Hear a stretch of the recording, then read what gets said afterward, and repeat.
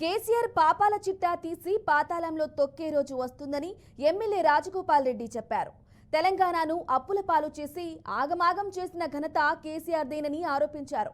Bhuvanagiri Congress MP అభ్యర్థి చామల కిరణ్ కుమార్ రెడ్డికి మద్దతుగా రాజగోపాల్ రెడ్డి ఎన్నికల ప్రచారం నిర్వహించారు. మాజీ సీఎం ఎక్కువ మాట్లాడితే బొక్కులో వేస్తామని రాజగోపాల్ రెడ్డి హెచ్చరించారు. బడుగు బలహీన పేదల కోసం, మహిళల కోసం పోరాడే పార్టీ కాంగ్రెస్ పార్టీ అని స్పష్టం చేశారు.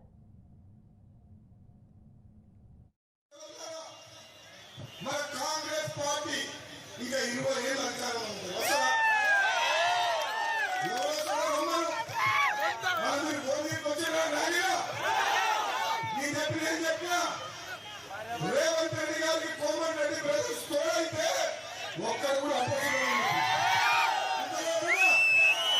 తమ్ముడు ఉన్నాడు, మహేష్ ఉన్నాడు, ప్రతాప్ ఉన్నాడు,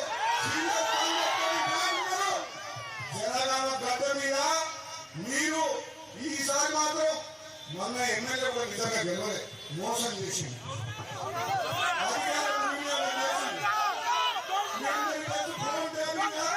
ఏమొస్తుంది?